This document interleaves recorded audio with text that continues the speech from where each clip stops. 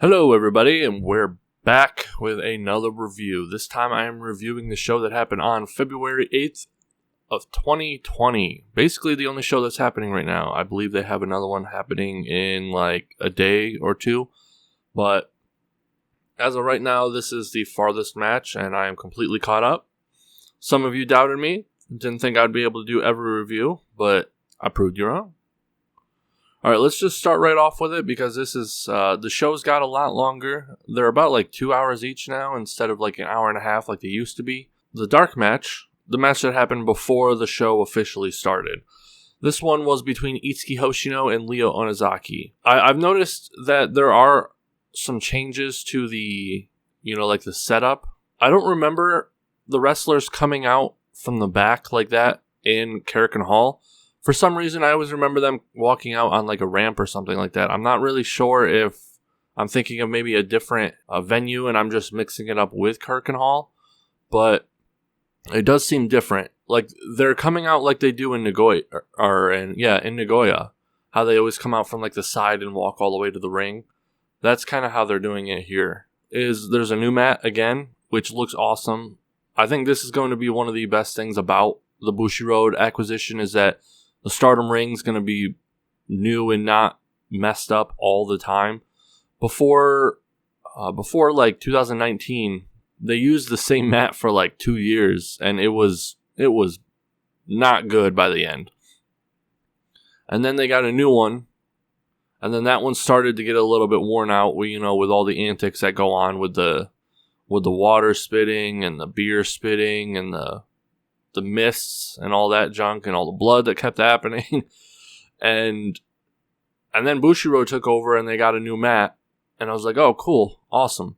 And then now they have another new mat. I don't know if this was just a one-off mat because it had the Fire Pro Wrestling logo on it. And it might have just been for that show, because that was the show that they announced who was in the new game. I saw a couple photographers on the side of the ring who were wearing knockout coats. Knockout is that kickboxing promotion that Bushiroad owns. I'm very curious to know why they're there. Maybe they're just wearing the shirt because they have it, but I feel like it was weird that they were there because there was no reason for them to take pictures. I thought maybe that someone from Knockout, like Panchan Reena or something, was going to show up, and that's why they were there, so they could get pictures. But no one from that whole thing showed up, so I'm not entirely sure why that was even a thing. Leo's back elbows in the match have gotten much better, but unfortunately, Itsuki pinned Leo with a La Magistral in 3 minutes and 15 seconds. While that's good for Itsuki, like good for you. She was so happy that she won that she started crying. I'm happy that she's progressing and whatnot. But I feel like Leo just gets the worst rap in Stardom. Like no one else gets as bad of outcomes as her. She just got beaten by someone who's only been wrestling for a couple months. I don't know what they're planning on doing with Leo. Moving on to the next match, the first match of the show, technically, is Saida Kamatani versus Death Yamasan, Layla Hirsch, versus Tam Nakano, Starlight Kid, versus Reena and Hina, versus Zoe Sky and Jamie Hayter. Now, this is a tag team gauntlet match. The match started off with Reena and Hina versus Tam and Starlight Kid. And this was super obvious who was going to win. Like, super, super obvious. I did notice that Kid was again back in her old outfit. She seems to really want to switch back and forth between the two. I don't know if maybe it's because there's something wrong with the new outfit or if she just wants to keep things fresh. She's so used to switching masks all the time. Maybe she just doesn't like having the same outfit all the time. During the match, when both Reena and Hina put them on submission moves, Reena did her typical, octopus stretch that she learned from Hana, which, that's cool. But the thing I want to point out is that Hina decided to do the sleeper hold. Now, it did look like she was planning on doing the kind that Itsuki does, where she jumps on their back and then puts them in the sleeper hold, but Starlight Kid buckled.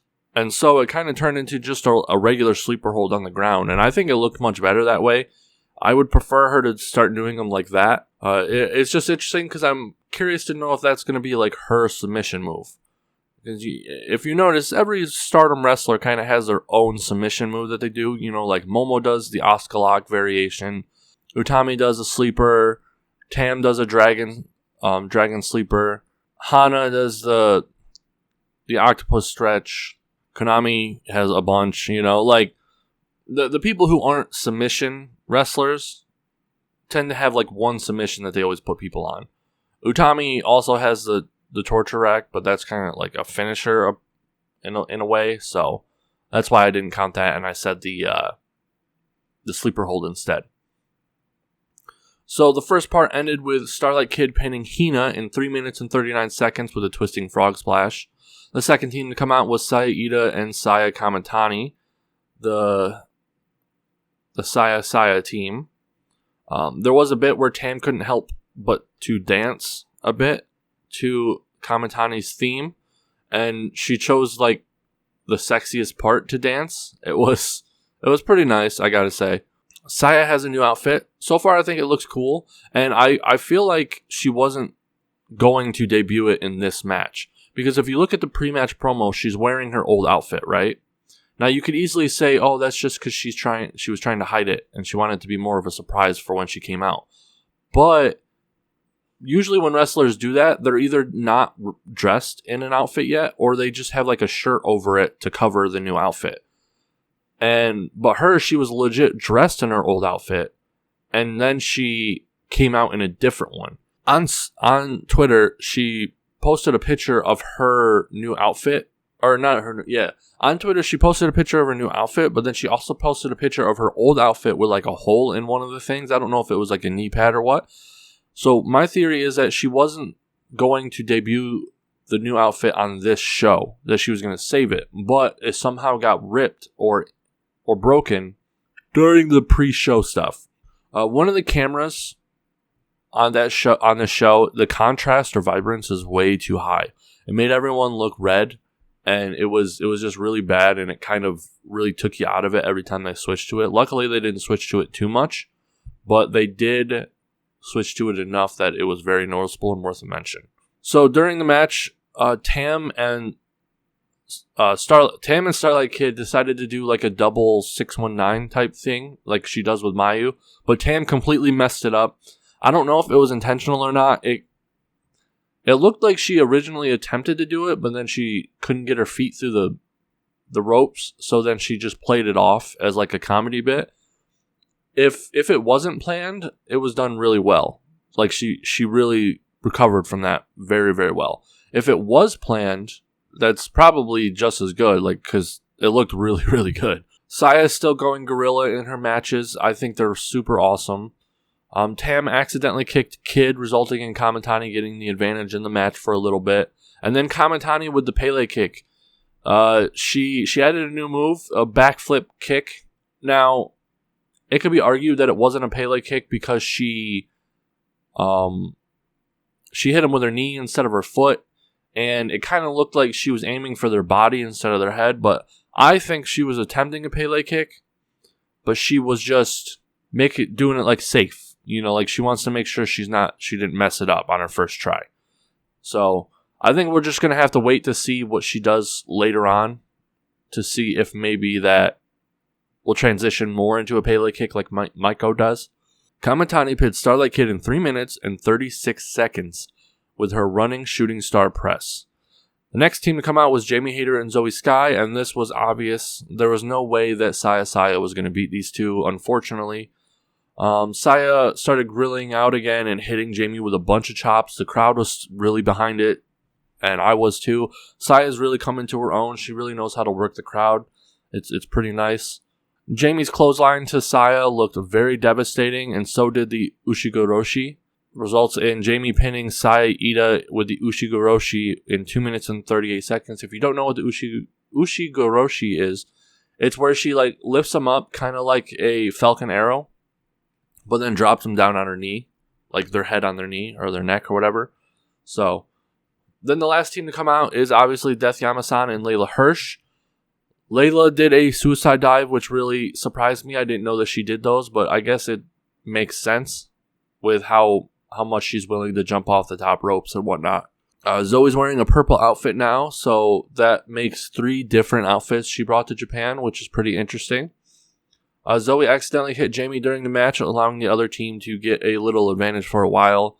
And in the end, Layla pinned Zoe in 1 minute and 45 seconds with her springboard moonsault type deal thing that she does. I guess that makes sense. Layla and Death are in the tournament, and Layla has been pretty dominant in the tournament. So, but I feel like it's either setting up Zoe beating Layla in the tournament, or it's just giving you a preview of what's going to happen when Zoe and Layla do meet in the tournament. Moving on to the next match, the second match. Hana Kimura, Kaname, and Jungle, TCS, versus Natsuko Tora, Saki Kashima, and Natsu Sumire, Odo Tai.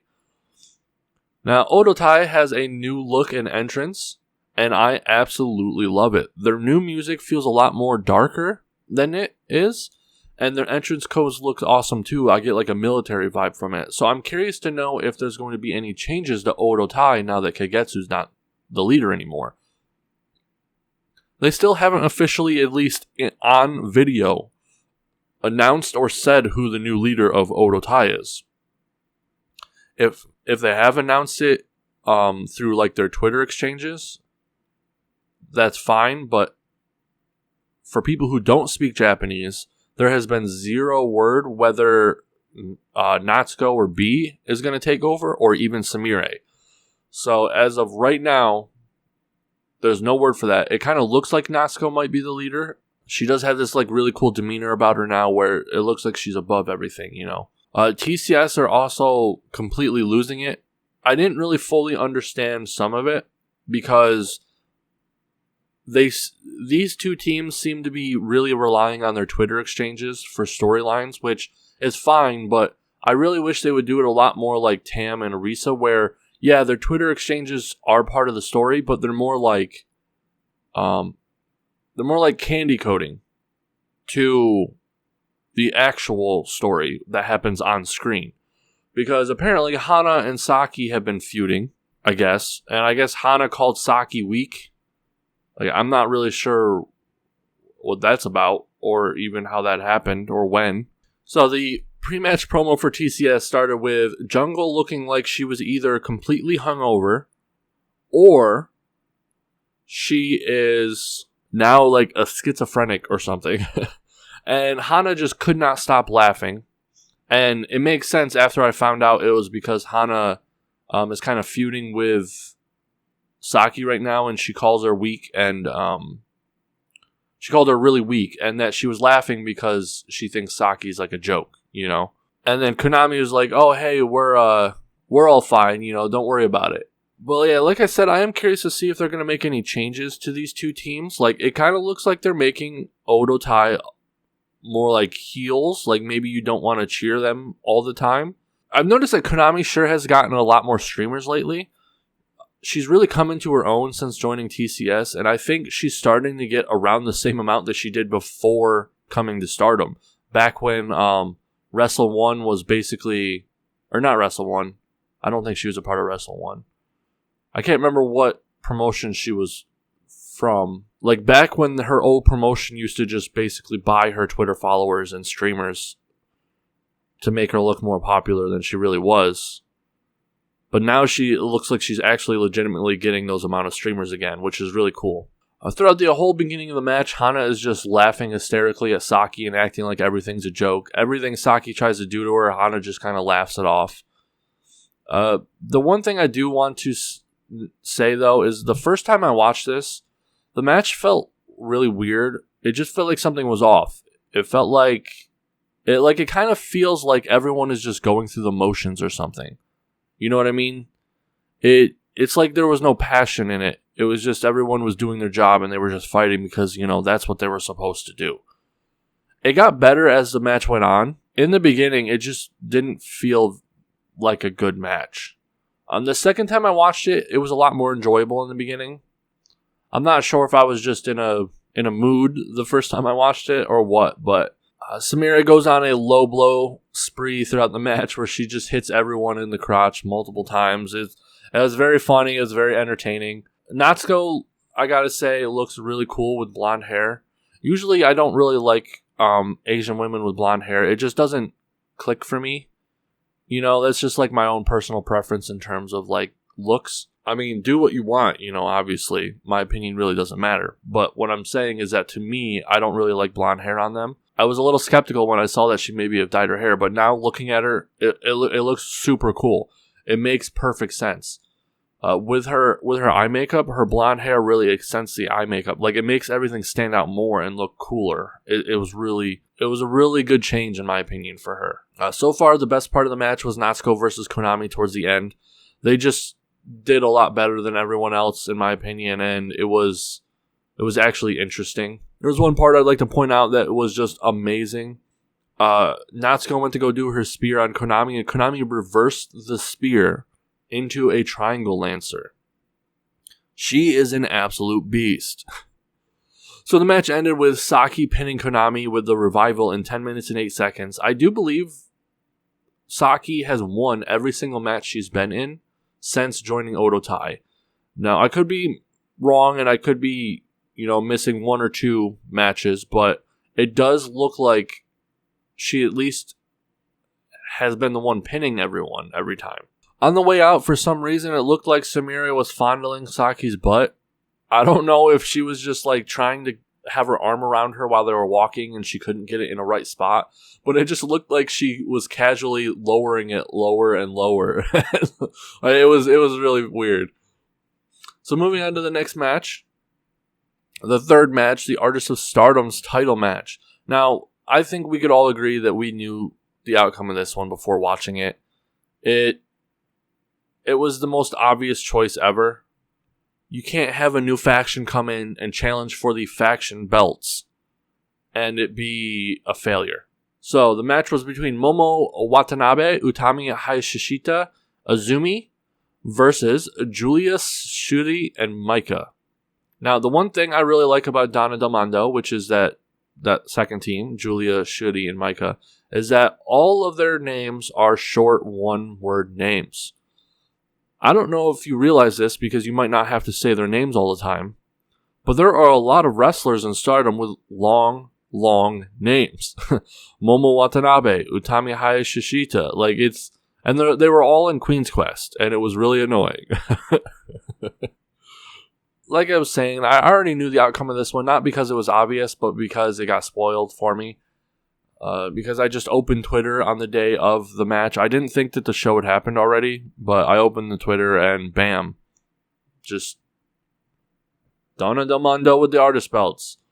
So I was sad, but also I think it's okay. Like, it sucks that Queen's Quest is losing these belts, but at the same time, it had to happen for Donna Del Mondo's story arc. You know what I mean? So during the pre-match promo, QQ absolutely killed it. It was hilarious. So Momo was like, hey, we're getting challenged by who? Donna Del... who? And then they called him Donna Del Voldemort. And then Azumi chimed in with the unit who must not be named, and they all started laughing. I'm telling you, man, these three are just a bunch of kids. They're just kids who can kill people very easily. So then they started referring to Julia as Voldemort, and I thought that was hilarious.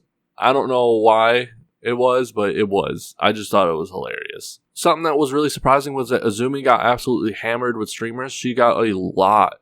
Now, Azumi is actually usually the Queen's Quest member who gets the least amount most of the time, but it looks like all of her efforts to kind of put herself out there and advertise herself has been really playing off, because in this Korakuen show, with the largest audience, she got the most streamers, I believe, out of all of Queen's Quest. The biggest detail that I noticed was that Azumi got hair extensions. Now, I didn't know how to feel about it when I saw it in pictures, because I was like, that looks really weird. And then I saw it in video, and like, originally she had it in twin-tail form. And I was like, oh yeah, that looks really good. But then later in the match, when whatever she was holding them in with twin tails came out, like the hair bands or whatever, they came out and then it was all just long and like hanging. That looked super weird. Like, I don't know if it was because Azumi's hair extensions were not like that good. Like, I couldn't tell if maybe it was because it just looked fake, or if because we've never seen Azumi with long hair before. The longest her hair has ever been, I think, is like shoulder length. And then she got hair extensions that makes her hair like go all the way down to the middle of her back. It's just going to take a lot to get used to. So the match started off with the Micah Utami rivalry. If I'm remembering correctly, I do believe Micah has a lot more experience when it comes to judo. So it would be very interesting to see who these, the outcome of these two would be in an actual judo match. Then Momo versus Shuri came out, and that was just awesome. I do think Momo's kicks look better than Shuri's so far, but, who knows? There was this really cool spot where, like, Shuri kicked Momo's back, then she got up and hit her, and then, like, flipped her over, then hit her in the back. But then she, like, dropped down next to her and demanded to get kicked again. Kind of how, like a test of strength kind of thing, but with kicks. It was really cool to see. We haven't seen something like that in a while. And it's looking like Momo and Shuri might have some kind of, like, mini rivalry going on now. Which brings me to Twitter again. So, Momo and Shuri did have a little Twitter exchange, but I believe it happened after the show, where they were talking with each other. It might have happened before, but I'm not really sure. So it kind of looks like those two have like a friendly rivalry. I don't know about friendly, but it's definitely not hated. And then Julia and Azumi, surprisingly enough, actually kind of got into a little spiff on Twitter. I actually had the Yellow Hook not translate it, but just give me the gist of the exchanges. Azumi starts it off by saying Julia and Micah are newbies, and it's a waste for Shuri to be with them, and offers her a spot in Queen's Quest. Julia replies saying she's a newbie, and Azumi says to Julia, if you want to join Queen's Quest that bad, you can join too. Julia then says, thanks but no thanks, and if Azumi doesn't go to bed, she won't grow, which I guess is a typical Japanese thing for parents to say to children, according to the Yellow Hook, which I'm taking his word for gospel. I mean, he lives in Japan, he speaks Japanese. Who am I to question it? You know what I mean? And it sounds right, Then Azumi says that if you don't go to bed, old lady, you won't move well in their match, which, oh my god, that made me laugh so hard. So then Julia ends with kind of playful banter saying Azumi is cute but disrespectful and she'll get punished and to go to sleep brat. So there you go. That was the Twitter exchange between Julia and Azumi, and it was hilarious. So then obviously the third people to come out are Julia and Azumi. I was a little curious about this one. I'm not really sure why they would team up Azumi with Julia, but then if you really think about it, it makes perfect sense. Micah and Utami are already locked up. That started before this whole Donna Demando stuff. Then Shuri, it makes sense that she would want to go after Momo, the leader of Queen's Quest, the higher up on the card person, and they kind of have similar styles. Shuri is a lot more technical than Momo, but they're both strikers in a sense. So that just really only leaves Azumi and Julia, which is hilarious because if you think about the fact that Momo and Utami always referred to Azumi as the leader of Queen's Quest, this is a leader versus a leader showdown here, guys. During the match, Julia brought Azumi out of the ring and went to go hit her with a chair, and the first time I watched it, it looked like she completely missed. Then the second time I watched it with my dad, it looked like she completely missed, but it looked like maybe she hit her with the top part.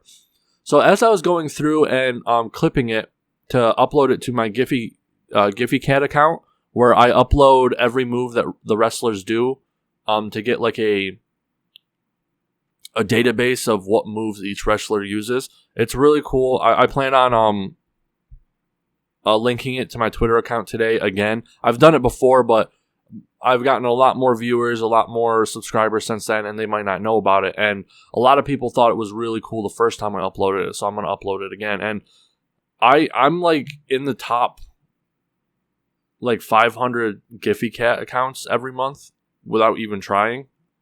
Like, that's how much people want to see these things. Like, and I just hit 500,000 views on my Gfycat account, which I didn't even know they track stuff like that. Like, it really doesn't matter to me. I mostly do it because I think it's cool to be able to go see any move that a wrestler does. You can go right to it and just type in a search of my account, like Utami, and see all of the moves that she does. Or if you're looking for a specific move, the Brazilian kick, and you can see Arisa's Brazilian kick.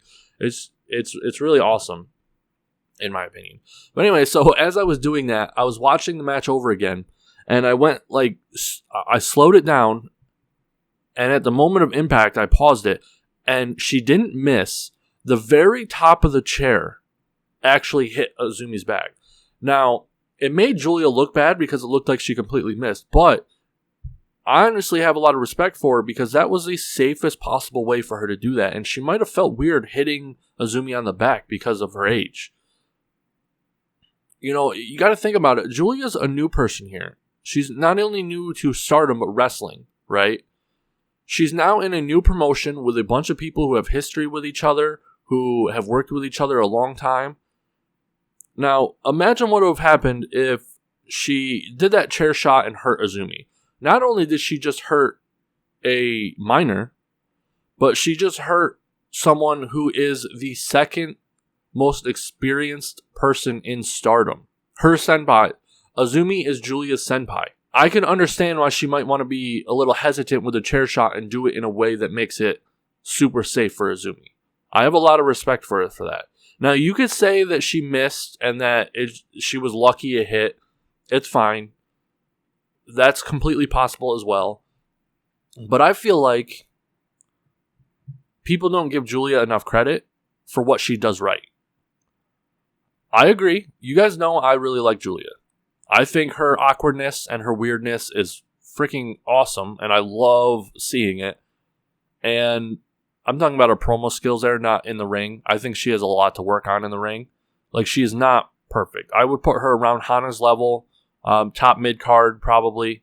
The things that she does do right, I feel like people aren't giving her the credit. She's the new Hana. If you guys remember back in the day, like a year or so ago, Hana would get crapped on for everything by a very vocal minority fans.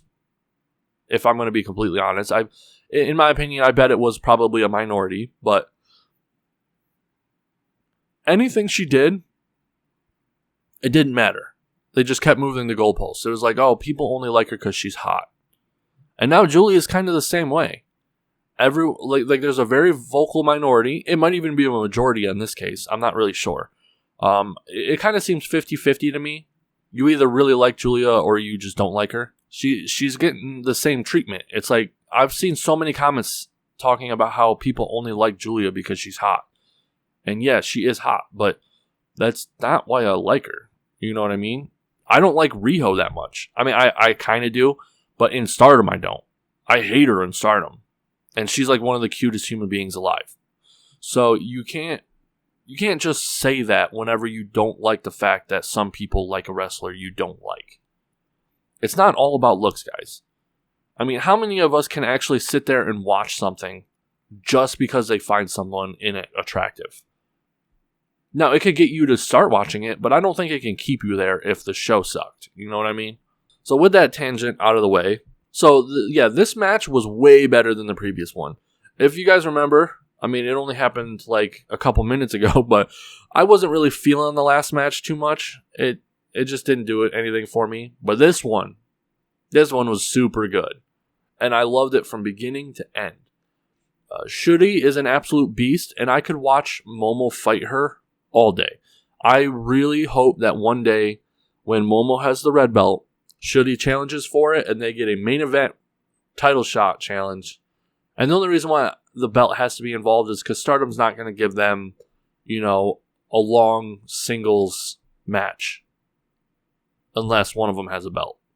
That's just how it is. Micah seems to have an advantage over Utami when it comes to grappling. But I do believe Utami's moves do more damage. You know what I mean? So, like, Micah seems to be a lot more submission-based. Like, she can kind of technical wrestle you, and she's outperforming Utami in this case. But Utami kind of seems like that power character, in fighting games that move slow, but but if they do hit you, their hits take way more damage than your hits. That's the way I kind of see Utami. She just gets beat up a lot, but then she gets a couple hits in. And then you guys are even again. There was a really crazy neck bump from Utami with Micah. Micah was doing the typical STO, but she didn't do it with like one arm. She had both of Utami's arms held up, and then she STO'd her. But for some reason, Utami seemed to take it on her neck. Like she took it as a neck bump. And I'm very curious on if that was intentional or not, because I really couldn't tell. Because the match just kept going, and it didn't really look like anybody stopped to check on her to see if she was okay. But Azumi looked absolutely shocked on the side. Like, she looked really shocked after it happened. So who knows? Maybe it was planned, but Azumi didn't know about it. That's very possible. Micah went on to reverse the torture rack submission into an armbar and then into what I believe is a Gogo Plata. That's that move that the Undertaker does, I believe. The submission move where you kind of like choke them. See, it doesn't look exactly like a Gogo. No, because it looks like a Gogo Plata. You need to choke them with your shin. And I don't believe that's what Micah was doing. It was something similar to that, though. It was very similar. Maybe it was like a triangle lock or something, or I'm not really sure the exact way to say it. But yeah, she basically transitioned the torture rack into an armbar and then into that move. And it was super good. I think Micah has a lot of potential in her. She's obviously trying to go a different route than Utami is, though, which is great. Because if these two are going to have a rivalry, I don't want them to be the same wrestler. You know what I mean? Utami then went on to deadlift Micah from that position and then powerbomb her. It made Utami look like an absolute monster. It was so powerful. It was really awesome. Then Julia and Azumi got into the ring together again. And I just gotta say, I think Julia and Azumi have pretty great chemistry with each other. I don't know if it's just because Azumi is so talented that she worked it out with Julia a lot better, or if maybe Julia can follow Azumi's instructions better. Because if they are calling it in the ring, Azumi has to be the one calling it, right? She has the most experience, so she's the senpai. Or is Julia calling it because she's older? You would think Azumi would be. Anyway, so this was definitely Julia's best match since the Hana one. And this is going to be really good for Julia. Because Julia needs to be in three-way matches most of the time for now. Until she gets her footing in, she starts learning the Stardom way, and she adapts. Azumi then tries to attempt the Azumi Sushi, which is just an amazing move. I freaking love it. It's one of my favorite unique pin moves that the Stardom wrestlers do. Everything about it makes sense. It's not like Saya Iida's Itabashi where it's obvious that the other wrestler is getting in position for you. You know what I mean? And it's not like Starlight Kids where even if she did do that flippy stuff and grabbed you and like went to turn you, realistically that wouldn't actually make you fall down. But Azumi's, you can see it, like every part of it, Azumi's forcing them to do it. You know what I mean? And it looks like she's making them get into that position. It's a lot like Saki's revival, where every part of it makes sense. So the match ends with Julia pinning Azumi with the Glorious Driver in 17 minutes and 12 seconds. I don't know why they can't have a title card saying Glorious Driver.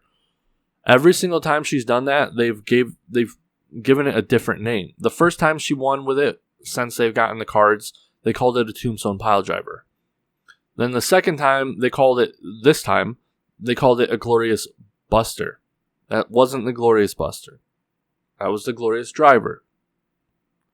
So, yeah, Julia won, QQ lost the belts, and while I'm upset QQ is losing the belts, I am glad that Donna Del Mondo aren't being neutered before they even started. Every new faction, for those who are upset about this, every new faction won the artist belts shortly after being created.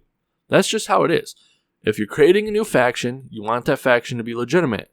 And for them to be legitimate, they need to have the faction belts.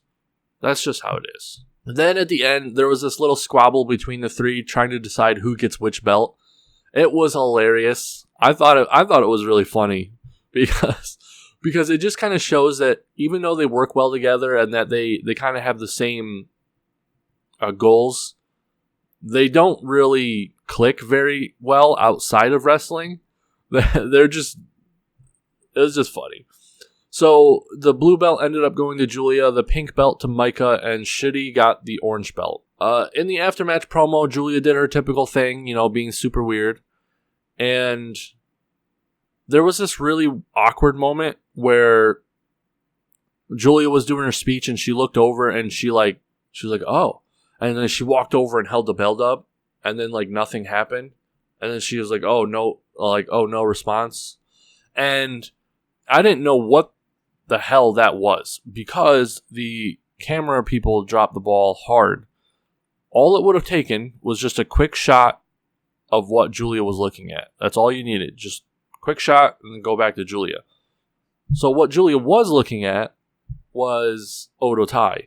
NASCO, Samire, and Zaki came out because they're now the number one contenders because they won the last match. They came out and were just standing and watching the aftermatch promo.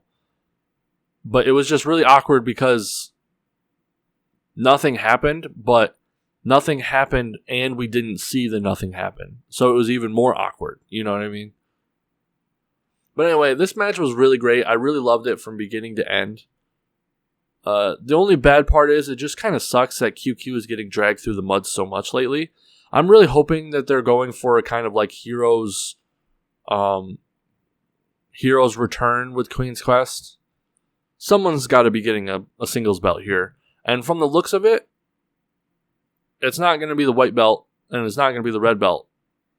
So maybe Azumi's really getting the high speed belt. That would be freaking awesome. So let's move on to the next match. Now, before I go into this one, I'm not going to have much to say. Ever since B's turn, I've gotten really sour on her. I just don't like seeing her anymore. It's she's still just as good a wrestler as she used to be and, all that, but I just don't like seeing her. So when I was watching this match, I wasn't really paying too much attention. And I watched it a lot more the second time I watched it, but for my notes here, it's the shortest notes out of all of the matches. So all I said was, I knew the finish of this one going in. I would have been super upset if B won. There's a part where B tried to get the crowd to get behind her and start cheering and stuff. And I don't know why B would think the crowd would be behind her. As far as I could tell, at least with the foreign audience, most of the people turned on her when she turned on Momo. I think most people who cheered for her probably turned against her when she betrayed Queen's Quest. It looks like Arisa maybe bit her tongue or something when B drop kicked her in the corner. Because there was a little blood, but it wasn't really bleeding. It just kind of looked, how sometimes when you bleed in your mouth, but not a lot, it just kind of looks like red saliva. That's kind of what was happening here. Most of the match, B has been pretty dominant. I mean, it was a good match. It was a pretty good match. I just had no interest in it because of B, unfortunately. So I don't have much to say. So Arisa pinned B in 16 minutes and 52 seconds with a shining impact. Moving on to the next match, we have the main event. Mayu Iwatani versus Takumi Iroha. And for those of you who don't know, Takumi Iroha is the ace, and I guess the one running things now in Marvelous. Because I believe Chigusa, the Joshi legend herself, stepped down from CEO position or whatever and gave it to Takumi. So, a little backstory for the people who are new. Takumi Iroha was trained, debuted, and wrestled for Stardom back in the day. Not from the beginning, but kind of shortly after the beginning. And Chigusa came in and wanted her to come to her new promotion. Now, I know what some people are thinking, whoa, that's kind of messed up. Rossi just got a whole bunch of crap for doing basically the same thing with Julia. And while I agree it's super hypocritical, the reason why no one was upset was, one, it seems like it was done all above board. Like Chigusa, like I don't know if she gave Rossi an option, but it's not like she was hiding it. You know what I mean? Oh, yeah, so she came in and she's like, I see a lot of promise in this person. I want her to come and be my personal protege. So she left, she went to Marvelous, and she trained and wrestled there for all these 6 years. And she has become an absolute beast. Chigusa saw something in her, and she was right. Because Takumi, I really think, like, you could honestly say she's one of the best Joshi wrestlers right now. She's amazing. Whatever your top Joshi wrestlers list is, she deserves to be there, like, in terms of ability. So this match originally wasn't supposed to happen. It was supposed to be Mayu versus Sari for the red belt, but then Sari got sick, and according to what I've read, there is not going to be a rescheduling. This was kind of the last chance they could have to have Sari in Stardom, and it's just not going to happen now. So I think they're going a different route here, and I'm kind of looking forward to it. Anyway, so apparently, according to Takumi, this match was made like the day before, so they didn't really have a lot of time to do anything. Now, if you read certain comments online, you'll go into this thinking that it was a bumbling mess that was just okay. And I'm here to tell you that this is one of the best matches they've had in a long, long time. This is clearly the match of the year so far. And not only that, I think it would be a serious match of the year contender for last year. Now, it wouldn't have beaten Arisa versus Tam match because that had so much story and whatnot.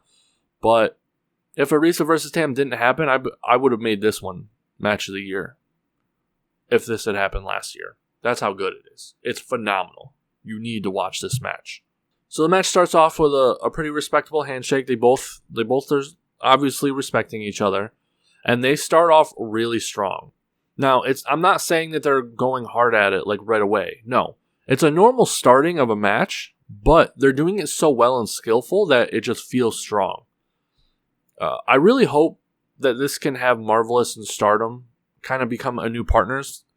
You know how Sendai and Stardom used to kind of be semi-partners where they would have like a collaboration show once a year? I'm kind of hoping, since Sendai and Stardom seem to be at least not working together anymore ever since the Miyagi thing, that Marvelous can be the new one. And it's kind of looking like it is, because Chigusa looks like she's friends with Rossi. Takumi looks like she has zero ill will against Stardom. Like, she even likes Stardom. You know what I mean? So I would love to see crossover events between these two promotions more often. There are a lot of talented people in Marvelous, and I believe the Stardom fans would love to see them. So Takumi is killing it here. Her moves and actions are very interesting, and it's super easy to get behind her. She's super quick. She's very agile for her size. That was what surprised me the most. She has a very interesting look that makes her look super unique, and her charisma is super, super high. She's got it all. Her snap kicks to the chest are just amazing. They're so fast and crisp, and the sound is perfect. As the match goes on, they get a lot more stiff with each other. Their moves start actually landing, instead of just wrestling landing. But they have amazing chemistry with each other. Their moves just seem to flow so well naturally. Takumi does a snap suplex on Mayu, and it's one of the best snap suplexes I've ever seen in my entire life.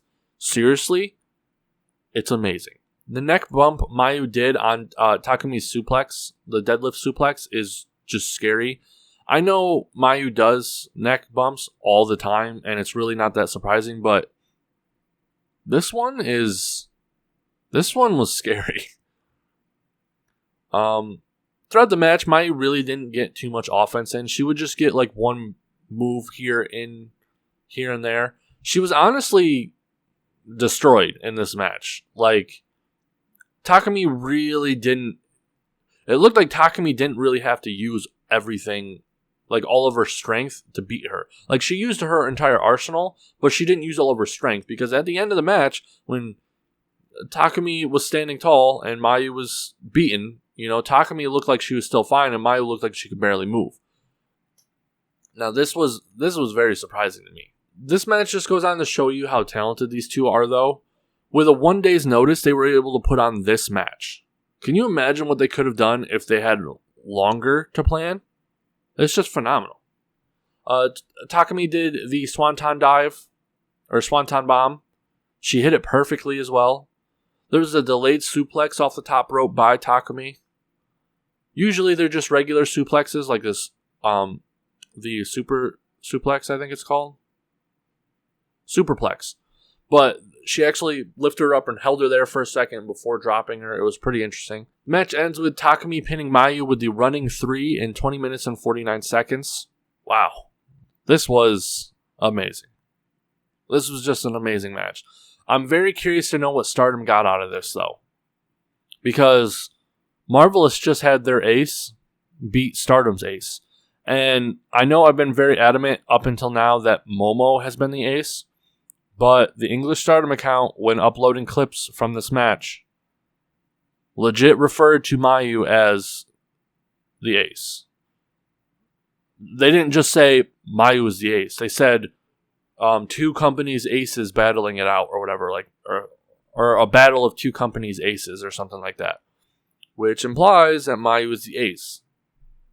Now, I'm not really sure why they even attempted with going with Momo being the ace if they were just going to not do it. So, I don't know. Maybe they're just planning on Momo being the ace later after Mayu. So, moving on to the aftermatch promo.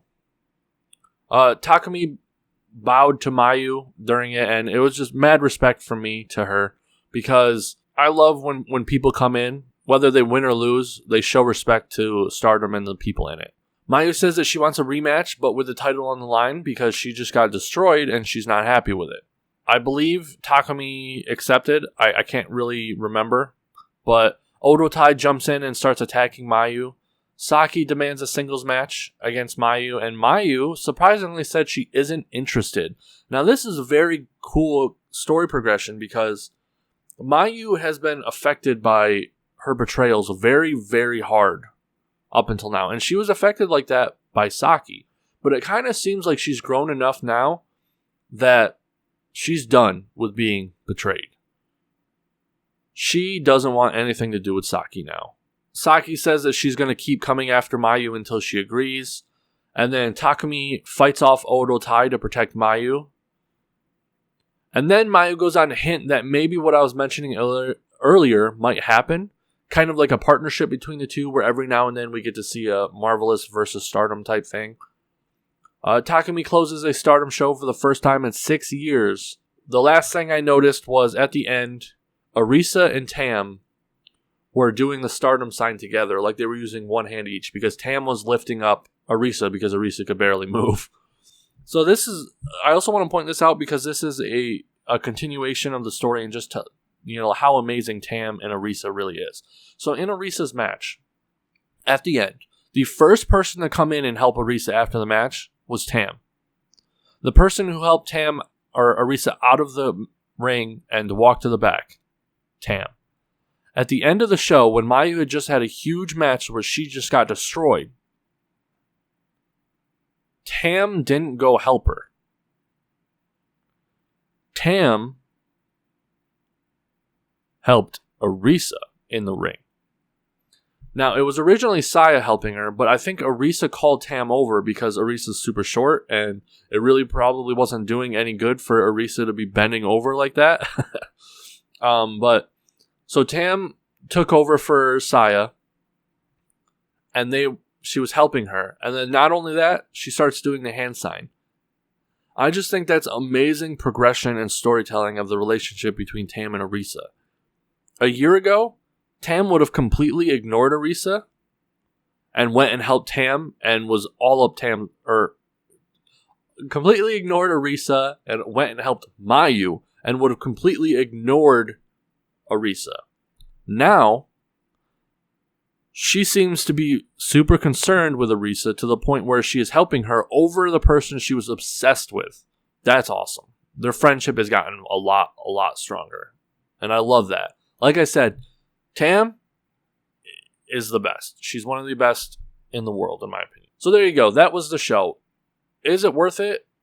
Hell yeah, it's worth it. Every single match. Even the B one that I said I wasn't really that interested in. Seriously. But if you do want to skip some, if you don't have time, I know some people don't have a lot of time. I feel like you could definitely skip the dark match. You can definitely skip the tag league match. That was just complete filler, but it was fun filler. The number one contenders match, honestly, you could skip it if you want. Just know that Odo Tai are now the number one contenders for the artist belts. And then every match after that, I suggest watching because they're all really good. Alright, well, thank you for listening. Bye.